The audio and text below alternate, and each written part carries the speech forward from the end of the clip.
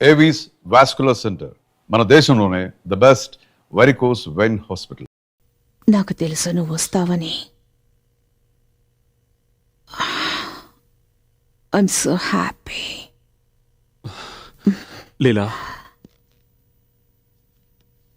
నేను నీతో కొంచెం మాట్లాడాలి. యాక్చువల్లీ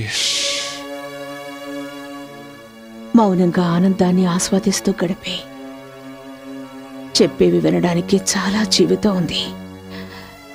ఇంకా ఆలస్యం ఎందుకు? లీలా, ఐఎమ్ సీరియస్.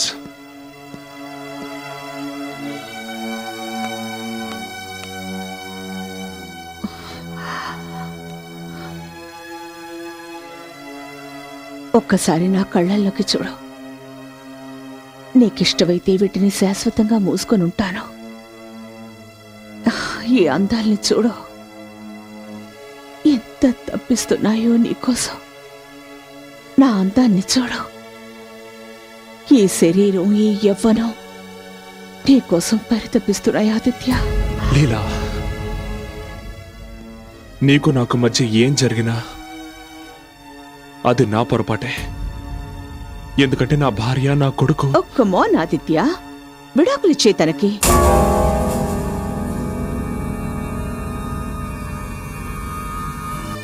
వాట్? ఎంత డబ్బు కావాలన్నా నా దగ్గర ఉంది ఆదిత్య. ఎంత అడిగినా ఆవిడకిచ్చే. జీవితాంతో వాళ్ళిద్దరి ఖర్చు భరించడానికి సిద్ధంగా ఉన్నాను. కానీ ప్లీజ్, నువ్వు మాత్రం నా దగ్గరకు వచ్చే. Shut up!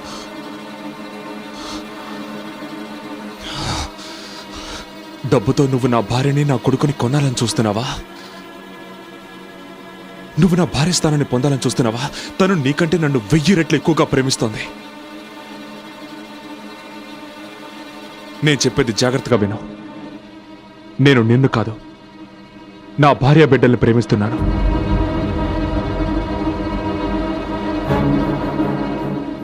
ఏమన్నావు? నువ్వు నీ భార్యని ప్రేమిస్తున్నావా? తొలిసారి నాతో సరసాలాడినప్పుడు ఆ రోజు ఎక్కడికి వెళ్ళింది నీ ప్రేమ? నువ్వేవి పాలు తాగే పిల్లాడివి కాదు కదా. నేను బలవంతం చేయగానే ప్రేమగా వచ్చి నా ఒళ్ళో వాలడానికి. అప్పుడు మనస్ఫూర్తిగానే నాతో గడిపావు. కానీ ఇప్పుడు తప్పద్దా నాదంటావా?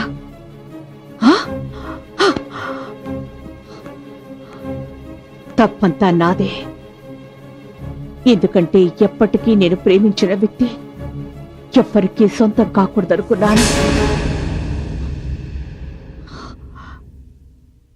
తన భార్యను మోసం చేసి నాతో అక్రమ సంబంధం సాగిస్తున్నవాడు నా కోసం ఏం చేయగలడు?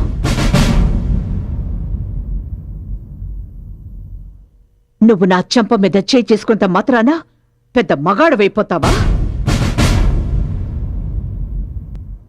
అసలు నువ్వు ఎవ్వరి ప్రేమకి అర్హుడివి కాదు. ఇప్పటి వరకు నువ్వు నా ప్రేమని మాత్రమే చూసావు. ఇకపై గెట్ అవుట్.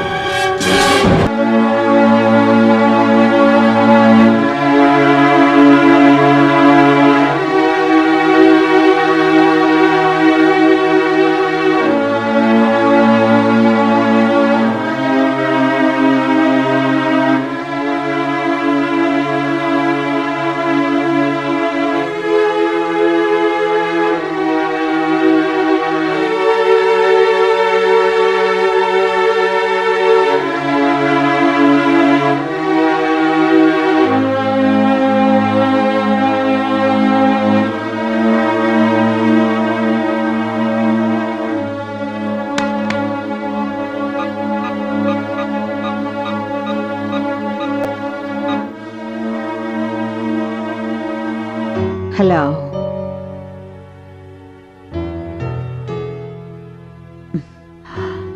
నీ ఊపిరిలో ఉండే శబ్దాన్ని కూడా నేను గుర్తుపట్టగలను. ఏమైంది? నిద్ర రావడం లేదా, లేక బాధపడుతున్నావా? నేను నిన్ను కలవాలనుకుంటున్నాను ఇప్పుడే. It's over. నీకు నాకు మధ్య ఉన్న అనుబంధం తెగిపోయింది. ఎవరు స్వీట్ హార్ట్? ఎవరో రాంగ్ నంబర్.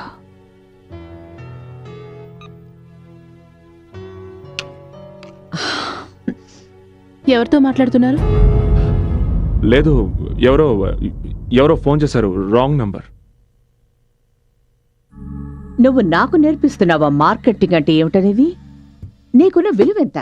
10,000, 20,000, 40,000? నువ్వు ఒక్క నెలలో ఎంత సంపాదిస్తున్నావో అంత నేను నా డ్రైవర్స్ యూనిఫామ్స్ కి ఖర్చు పెడుతున్నాను. ఎనఫ్. దివాకర్ ఆవిడకి చెప్పు, ఆవిడ క్యాంపెయిన్ లో నాకు ఇంట్రెస్ట్ లేదని.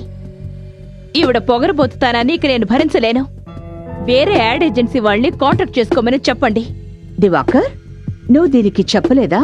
అది ఇట్స్ ఓకే, నేనే చెప్తాను. మిస్ సోనియా, నువ్వు ఈ కంపెనీ షేర్స్ ఏ రేటుకు కొనాలనుకుంటున్నావో దానికి 2 రేట్ ఇచ్చి నేను కొన్నాను. ఇదంతా ఏంటి దివాకర్? నేను ఇందులో నేనేం చేయగలను? ఆవిడిచ్చిన ఆఫర్ని నేను రిఫ్యూజ్ చేయలేకపోయాను. ఆఫర్స్ నేను అలాగే ఇస్తుంటాను, దాన్ని ఎవరు రిఫ్యూజ్ చేయలేరు.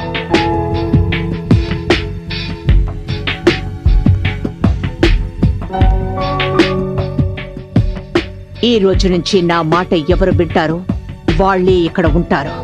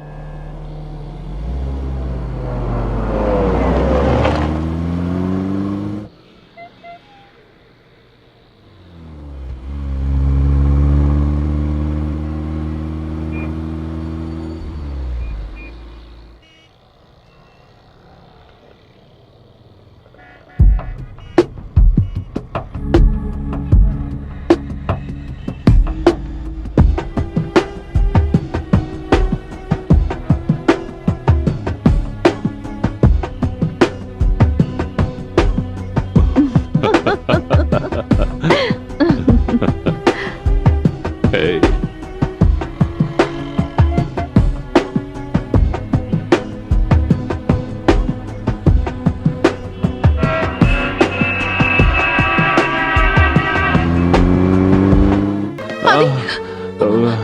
What happened?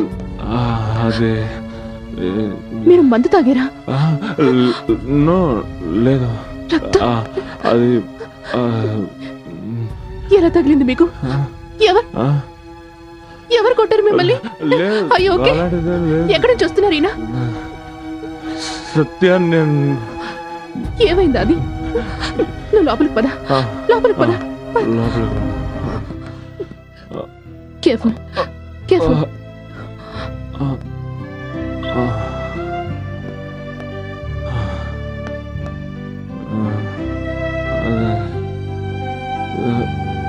నాతో మాట్లాడాది. అదే ఏమైంది? ఏం లేదు సత్య.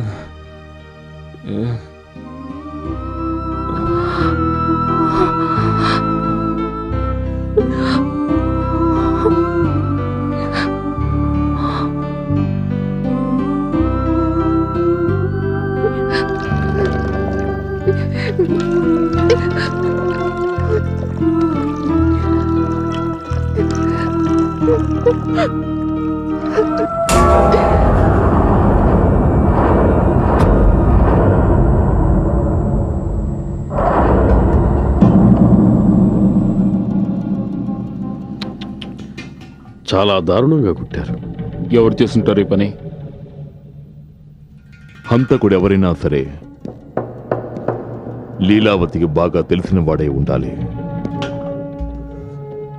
తలుపులు విరగలేదు, తెరిచారు.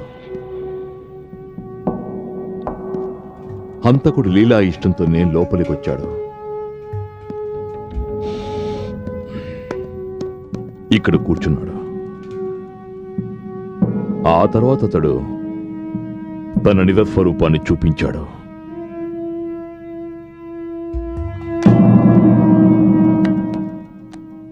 శవాన్ని చూస్తుంటే ఈ హత్య జరిగి 4-5 గంటలైందనిపిస్తోంది. అంటే హత్య 9:30-10 గంటల మధ్య జరిగి ఉండాలి. అవునా?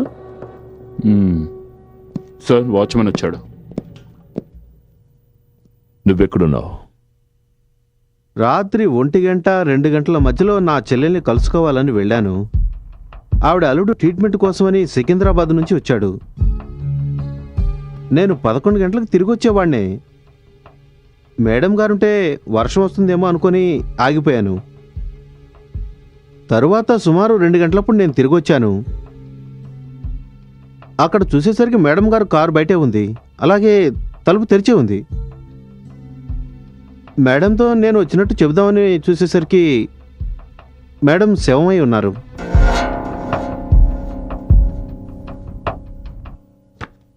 ఈ ఫోటోలు చూస్తుంటే ఏమనిపిస్తోందంటే లీలావతి హత్య జరగడానికి ముందు ఎవరితోనో గొడవ పడినట్టుగా ఉంది. కానీ అసలు విషయం వేరే ఉంది. హత్య జరగడానికి వాళ్ళిద్దరూ గొడవ పడ్డం కారణం కాదు. ఏం జరిగినా ఆవిడ ఇష్టంతోనే జరిగింది. It's quite clear. హంతకుడు లీలావతికి బాగా పరిచయం ఉన్నవాడు. వాళ్లలో మంచి స్నేహం కూడా ఉంది. ఇద్దరి మధ్య గొడవ జరిగింది. వాడు చాలా పకడ్బందీగా లీలను హత్య చేశాడు. కానీ రూమ్లో వాతావరణం చూస్తుంటే లీలావతికి హంతకుడికి మధ్య బద్ధ విరోధం ఉన్నట్టు కనిపిస్తోంది. మిస్టర్ ఆదిత్య ప్రసాద్, మీరు 3 రోజులుగా లీలావతిని కలవలేదు కదా? ఎస్. కనీసం తను మీకు ఫోన్ అయినా చేసి ఉంటుంది కదా? నో, లేదు. ఒకవేళ మీరు? లేదు.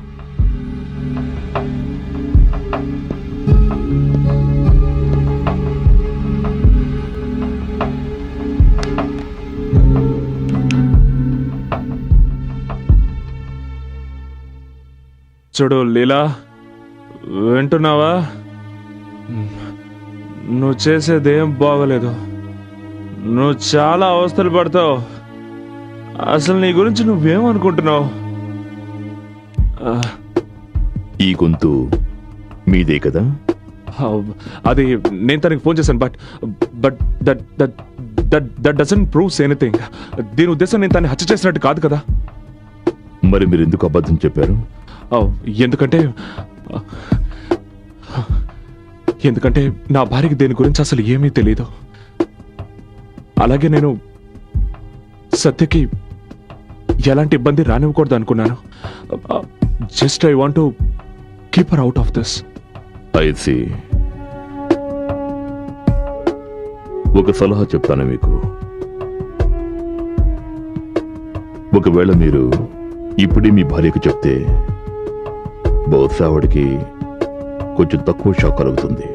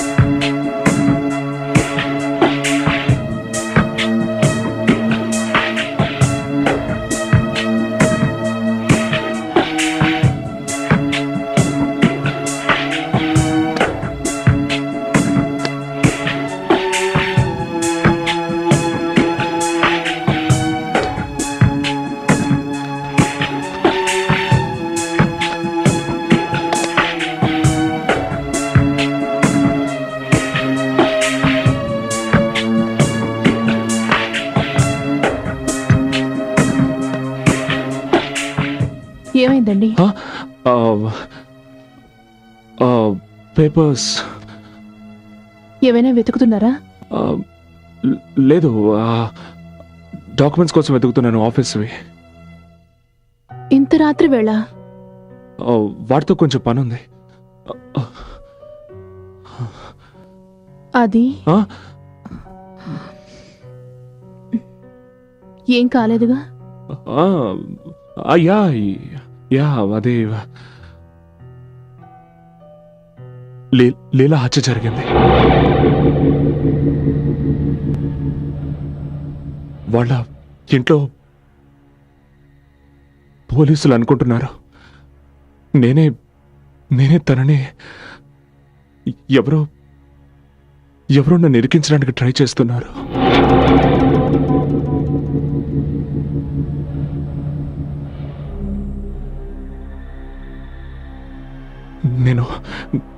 నేను నీతో కొన్ని విషయాలు చెప్పాలి. నాకు తెలుసు, ఏంటి? నాకు తెలుసండి. మీరు ఆవిడ దగ్గర పనిచేస్తున్నారు కదా, అందుకని మీ మీద కూడా అనుమానం వస్తుంది. అందరూ రకరకాలుగా ఊహిస్తారు, పోలీసులు ఇబ్బంది పెడతారు. కానీ యు డోంట్ వరీ, నాకు మీ మీద నమ్మకం ఉంది. నాకు తెలుసు కదా నా ఆది ఎంత మంచివాడు. మీకు తోడుగా నేనుంటాను. ఆ? ఏం భయపడకండి.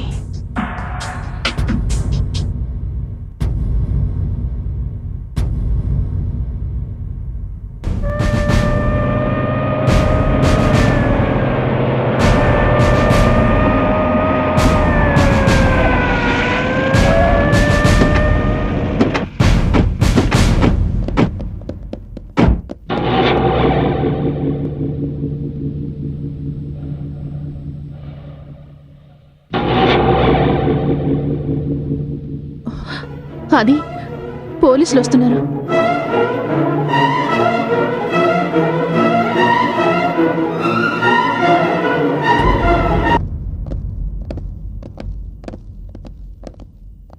సార్, ఏంటి problem? Arrest warrant. Mister Aditya Prasad లీలావతిని మర్డర్ చేసినందుకు అరెస్ట్ చేయాలని వచ్చాం. ఏంటి? ఏం మాట్లాడుతున్నారు మీరు? ఎక్స్క్యూజ్ మీ మేడం, మేము ఇక్కడికి వచ్చింది మా డ్యూటీ చేయడానికి. మీ భర్తను అడగండి, హత్య జరిగిన రోజు రాత్రి 10 గంటలకు ఆయన ఎక్కడున్నారు? ఇందులో అడిగేదేముంది? నేను చెప్తున్నాను, మీరు నా దగ్గరే ఉన్నారు. మేడం, మీరు మీ భర్తను ఎంతగానో ప్రేమిస్తున్నారు కాబట్టి వెనకేసుకొస్తున్నారు. కానీ మేము చట్ట ప్రకారం నడుచుకోవాలిగా. ఎంక్వైరీ చేసినప్పుడు దొరికిన ఆధారాలన్నీ మిస్టర్ ఆదిత్యని హంతకుడిగా చూపుతున్నాయి. I'm sorry mister Aditya Prasad, నేను మీకు ముందే చెప్పాను మీరు వీలైనంత త్వరగా ఇదంతా మీ వైఫ్తో చెప్పేయండి అని.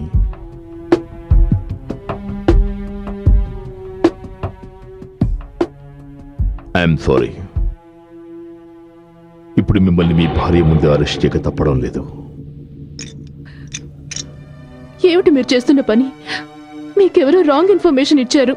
ఈయన అలాంటి వారు కాదు. చేదు హృదయంలో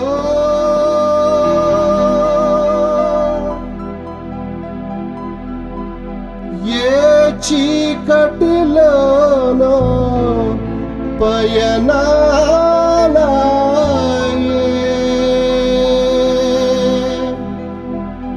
ఏమిటో ఈ ఎదరాగాలు,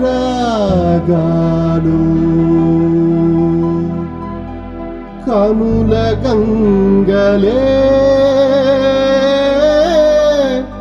పొంగిపోయలే.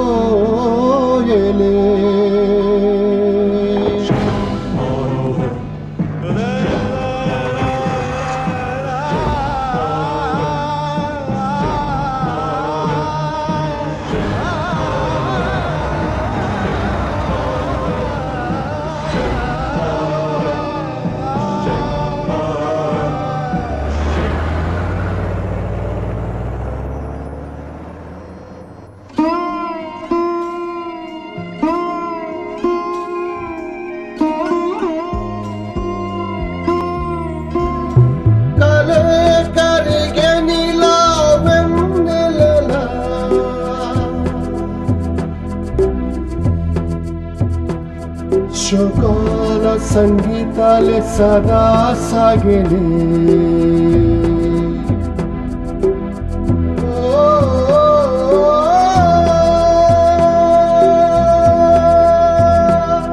కలే కరే సంగీతాలే సదా సాగేలే జ్వలించిలే తీయని వేదనలు అసల్లో రేగే శోకం గుండెల్లో వెల్లువై కథే ముగిసిలే కంచికి చేరక మనస్సు మరణంలో సుఖం తొలగిలే సుఖం తొలగిలే సుఖం తొలగిలే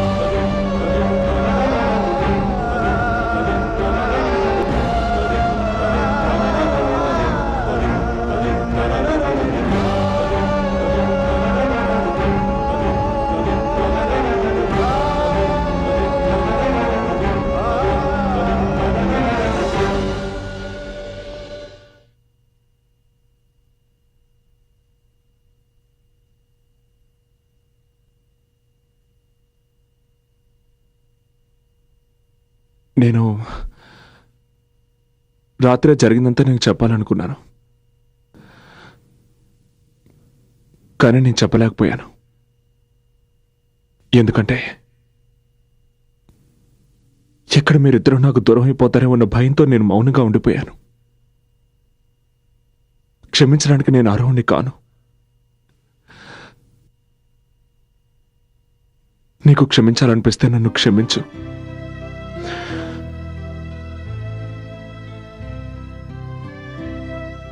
నిజంగా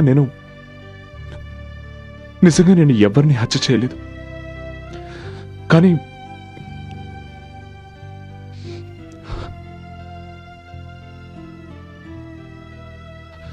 కానీ నాకు ఒకే ఒక నమ్మకం ఉంది.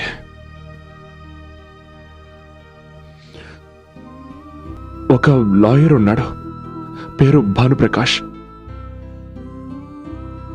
ఆయన లీలాని తన భర్త కేసు నుంచి బయటికి తీసుకొచ్చారు. ప్లీజ్ అతన్ని వెళ్ళి కలు. ఆయన ఒక్కరే నాకు bail ఇప్పించగలరు.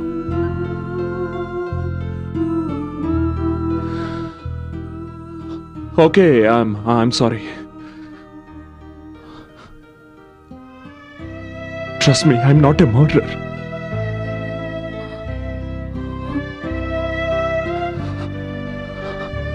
I love you.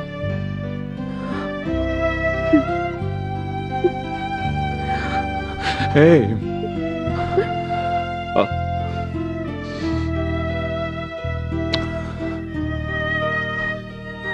I love you.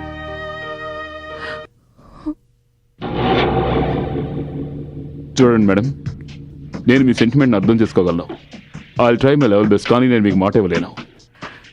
Mister Prakash, ఇది తప్పకుండా మీ వల్ల అవుతుంది. మీరే కదా నిషని కూడా కాపాడారు, ఆవిడ భర్త హత్య కేసు నుండి. అప్పుడు మొత్తం పోలీస్ ఫోర్స్, సాక్ష్యాధారాలన్నీ ఆమెకు విరుద్ధంగా ఉన్నాయి. నాకు మీ మీద పూర్తి నమ్మకం ఉంది. ఇది కేవలం బెయిల్ మాత్రమే. ప్లీజ్ కాదనకండి. Mrs Aditya Prasad, I'm a lawyer. నేను చేయగలిగిందల్లా ఒకటే, మీ హస్బెండ్కి బెయిల్ ఇప్పించగలను.